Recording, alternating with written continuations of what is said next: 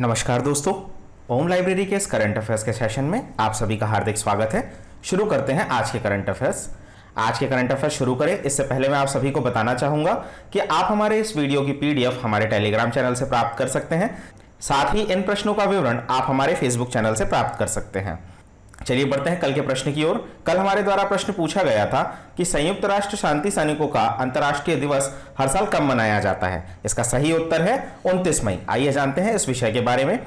29 मई को अंतर्राष्ट्रीय संयुक्त राष्ट्र शांति रक्षक दिवस international day of United Nations peace keepers मनाया जाता है। यह दिन उन सभी को समर्पित है जिन्होंने संयुक्त राष्ट्र के शांति अभियानों में कार्य किया है। Women in peace keeping a की टू पीस है। आइए बढ़ते हैं आज के पहले प्रश्न की ओर। राष्ट्रीय कैरियर सेवा ने नौकरी चाहने वालों के लिए वीडियो प्रोफाइल के ऑनलाइन निर्माण की कार्यक्षमता प्रदान करने के लिए किस मंच के साथ भागीदारी की है। Hire me, hire extra, smart recruits या मेरिट ट्रैक। इसका सही उत्तर है हायर मी। पंजीकृत नौकरी चाहने वालों के लिए TCS ION के साथ साझेदारी में निःशुल्क ऑनलाइन कैरियर कौशल प्रशिक्षण शुरू किया है। इस कोर्स का उद्देश्य वर्तमान संदर्भ में उद्योगों द्वारा मांगे जाने वाले शिक्षार्थियों के आवश्यक नरम कौशल को विकसित करना है। इस पाठ्यक्रम में प्रशिक्षण मॉड्यूल में कॉर्पोरेट शिष्टाचार, पारस्परिक कौशल में सुधार, एक प्रभावशाली प्रस्तुति बनाना आदि शामिल है। मॉड्यूल NCS पोर्टल पर हिंदी एवं अंग्रेजी दोनों में उपलब्ध है। NCS ने नौकरी चाहने वालों और नियोक्ताओं के बीच अंतर को पाटने के लिए लगभग 76 ऑनलाइन जॉब फेयर का आयोजन भी किया है। NCS पोर्टल के होम पेज पर बनाए गए एक विशेष लिंक के माध्यम से नौकरी के इच्छुक उम्मीदवार घर की नौकरियों और ऑनलाइन प्रशिक्षण पर सीधे पहुंच सकते हैं। आइए जानते हैं क्या है हायर मी, जो ऑनलाइन मूल्यांकन और किराए पर सेवाएं प्रदान करता है। आइए बढ़ते हैं अगले प्रश्न की ओर। निम्नलिखित में से किस परियोजना के तहत श्रम और रोजगार मंत्रालय ने पंजीकृत नौकरी चाहने वालों के लिए TCS ION के साथ साझेदारी में ऑनलाइन कैरियर कौशल प्रशिक्षण शुरू किया है। राष्ट्रीय रोजगार मिशन, राष्ट्रीय कैरियर सेवा, सबको मिले रोजगार मिशन या राष्ट्रीय ग्रामीण रोजगार मिशन। इसका सही उत्तर है राष्ट्रीय कैरियर सेवा। आइए जानते हैं राष्ट्रीय कैरियर सेवा परियोजना के बारे में। इसे शॉर्ट फॉर्म में NCS भी कहा जाता है।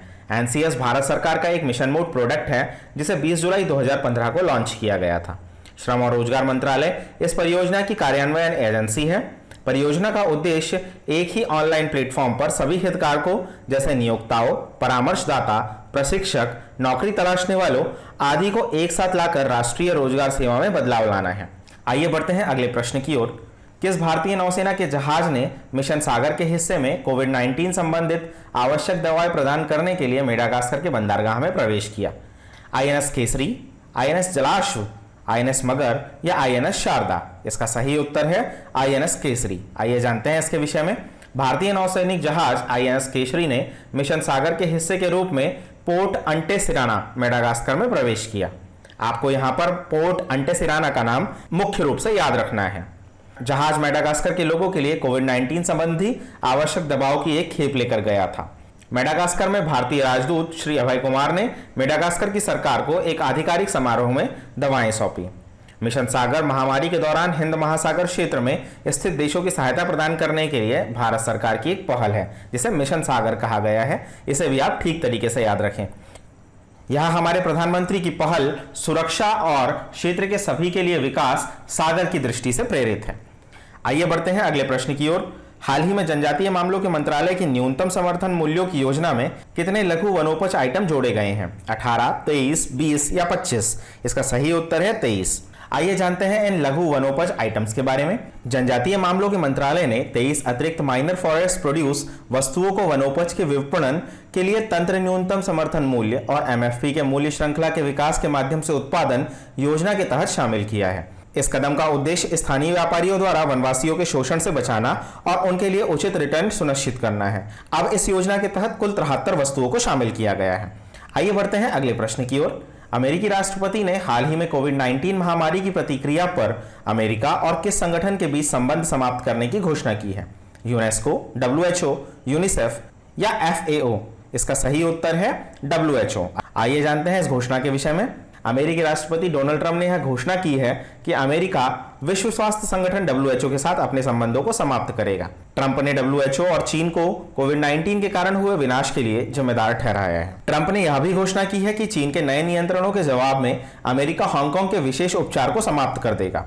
हाल ही में चीन की संसद ने हांगकांग के लिए एक नया नियम पारित किया है जो विशेष प्रशासनिक क्षेत्र SAR के लिए राष्ट्रीय सुरक्षा कानूनों का मसौदा तैयार करने के लिए चीन को सशक्त करेगा। आइए जानते हैं WHO के विषय में।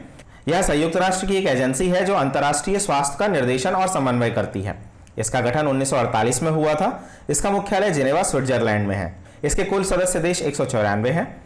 वर्तमान में डॉक्टर एधानोम घेब्रेयेसस इसके अध्यक्ष हैं। आइए बढ़ते हैं अगले प्रश्न की ओर। दुजको घाटी एक विलुप्त ज्वालामुखी का गड्ढा आधार है जो कि किन दो पूर्वोत्तर राज्यों के बीच स्थित है? मणिपुर और त्रिपुरा, मिजोरम और त्रिपुरा, मणिपुर और नागालैंड या नागालैंड और अरुणाचल प्रदेश? इसका सही उत्तर है मणिपुर और नागालैंड। आइए जानते हैं इसके विषय में। देखो अपना देश पर्यटन मंत्रालय की एक पहल है जिसका उद्देश्य भारतीय नागरिकों को देश भर में यात्रा कराने और भारत के आश्चर्यों का पता लगाने के लिए प्रोत्साहित कर रहा है। देखो अपना देश श्रृंखला के तहत पर्यटन मंत्रालय द्वारा 25वीं वेबिनार श्रृंखला का आयोजन किया गया। श्रृंखला का शीर्षक पूर्वोत्तर भारत के लिए व्यापक यात्री है और यह 4 पूर्वोत्तर राज्यों नागालैंड, अरुणाचल प्रदेश, असम, सिक्किम का एक आकर्षक आभासी दौरा प्रदान करता है। मणिपुर और नागालैंड के बीच स्थित एक विलुप्त ज्वालामुखी के क्रेटर बैस दुजुक घाटी को भी इसमें दिखाया गया है। देखो अपना देश एक भारत श्रेष्ठ भारत की भावना को बढ़ावा देता है। इसके अतिरिक्त एक भारत श्रेष्ठ भारत को 31 अक्टूबर 2015 को सरदार वल्लभ भाई पटेल के जयंती के अवसर पर लॉन्च किया गया था और किसी भी राज्य की समृद्ध सांस्कृतिक विरासत, परंपराओं और रीति रिवाजों को प्रदर्शित करना है। आइए बढ़ते हैं अगले प्रश्न की ओर। INS कलिंग में किस मिसाइल पार्क की आधारशिला रखी गई? अग्निप्रस्थ, इंद्रप्रस्थ, जलप्रस्थ या वायुप्रस्थ? इसका सही उत्तर है अग्निप्रस्थ। आइए जानते हैं इस मिसाइल पार्क के बारे में। कमांडिंग ऑफिसर राजेश देवनाथ ने IS कलिंग में एक मिसाइल पार्क अग्निप्रस्थ के लिए आधारशिला रखी। यह पार्क INS कलिंग के सभी अधिकारियों, नाविकों और समस्त कर्मचारियों को समर्पित है और वर्ष 2018-19 के लिए INS कलिंग को प्रतिष्ठित यूनिट प्रशस्ति प्रदान करने को भी स्मरण दिलाता है। यह मिसाइल पार्क 1981 से अब तक के INS कलिंग के मिसाइल इतिहास को प्रदर्शित करेगा। मिसाइलों की प्रतिकृति और यूनिट द्वारा संचालित ग्राउंड सपोर्ट इक्विपमेंट भी इस पार्क का हिस्सा होंगे। P-70 एमेटिस्ट और पुराने चक्र चार्ली 1 पनडुब्बी के शस्त्रागार से एक पानी के नीचे लॉन्च की गई जलरोधी मिसाइल जो 1988 से 91 के दौरान भारतीय नौसेना के साथ सेवा में थी, इस पार्क का मुख्य आकर्षण होगा। अग्निप्रस्थ स्कूली बच्चों, नौसेना कर्मियों और उनके परिवारों सहित सभी को प्रेरणा प्रदान करेगा। आप सभी को यह भी जानना चाहिए कि INS कलिंग ने भारतीय नौसेना में कमीशन कब प्राप्त किया था। कृपया अपने उत्तर कमेंट बॉक्स में जरूर दें। आइए बढ़ते हैं अगले प्रश्न की ओर। निम्नलिखित में से किस राज्य के श्रमिकों के लिए रोजगार सेतु योजना का शुभारंभ किया गया? मध्य प्रदेश, महाराष्ट्र, हिमाचल प्रदेश या राजस्थान? इसका सही उत्तर है मध्य प्रदेश। आइए जानते हैं रोजगार सेतु योजना के बारे में। यह योजना कोविड-19 महामारी के कारण राज्य में वापस आने वाले कुशल श्रमिकों के लिए रोजगार को सुरक्षित करने में मदद करेगा। मध्य प्रदेश सरकार ने बेरोजगार प्रवासियों के लिए उनके कौशल से संबंधित क्षेत्र में नौकरियों को तलाशने और पंजीकृत करने के लिए एक पोर्टल MP रोजगार सेतु पोर्टल को भी लॉन्च किया है। इस योजना की पात्रताएं: श्रमिक मध्य प्रदेश का स्थायी निवासी होना चाहिए, समग्र ID कार्ड धारक, यदि ना हो तो उसका आवेदन करना चाहिए। ऑनलाइन आवेदन जमा करने की अंतिम तिथि 3 जून 2020 है। आइए बढ़ते हैं अगले प्रश्न की ओर। भारतीय खेल प्राधिकरण के महानिदेशक कौन है जिनका कार्यकाल 2 साल के लिए बढ़ा दिया गया है? जयकुमार महाजन, संदीप प्रधान, हेमंत देसाई या इनमें से कोई नहीं? इसका सही उत्तर है संदीप प्रधान। आइए जानते हैं इनके विषय में। भारतीय खेल प्राधिकरण स्पोर्ट्स अथॉरिटी ऑफ इंडिया, जिसे साइबी कहा जाता है, भारत के युवा कार्यक्रम एवं खेल मंत्रालय का महत्वपूर्ण अंग है। अपनी खेल प्रोत्साहन योजनाओं के माध्यम से भारतीय खेल प्राधिकरण युवाओं में प्रतिभा उत्पन्न करने का काम करता है। इसके लिए वह उन्हें आवश्यक आधारभूत ढांचा, उपकरण, प्रशिक्षण, सुविधाएं और प्रतियोगिता के लिए अवसर प्रदान करता है। आइए बढ़ते हैं अगले प्रश्न की ओर। किसे मैथिली वीरांगना की उपाधि से सम्मानित किया गया है? ज्योति कुमारी, अंजनी पटेल, शिखा श्रीवास्तव या अंशु खेरा? इसका सही उत्तर है ज्योति कुमारी। आइए जानते हैं कि इन्हें यह वीरांगना पुरस्कार क्यों दिया गया है। इन्होंने गुड़गांव से अपने पिता को साइकिल पर बैठाकर दरभंगा लेकर आई थी, इसीलिए इन्हें दरभंगा में मैथिली वीरांगना की उपाधि से सम्मानित किया गया है। आइए बढ़ते हैं अगले प्रश्न की ओर। 2019-20 के वित्तीय वर्ष के दौरान भारत में FDI का सबसे बड़ा स्रोत कौन सा देश था? इसका सही उत्तर है सिंगापुर। आइए बढ़ते हैं अगले प्रश्न की ओर। वित्तीय स्थिरता और विकास परिषद FSDC के अध्यक्ष कौन है? इसका सही उत्तर है केंद्रीय वित्त मंत्री। आइए जानते हैं FSDC के बारे में। 28 मई 2020 को केंद्रीय वित्त मंत्री निर्मला सीतारमण ने वित्तीय स्थिरता और विकास परिषद की बैठक की अध्यक्षता की।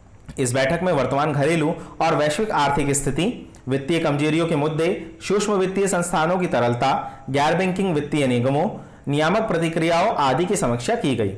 परिषद में यह भी कहा गया कि कोविड-19 ने वैश्विक वित्तीय प्रणाली के लिए एक बड़ा खतरा उत्पन्न कर दिया है और इससे उबरने के लिए समय अनिश्चित है।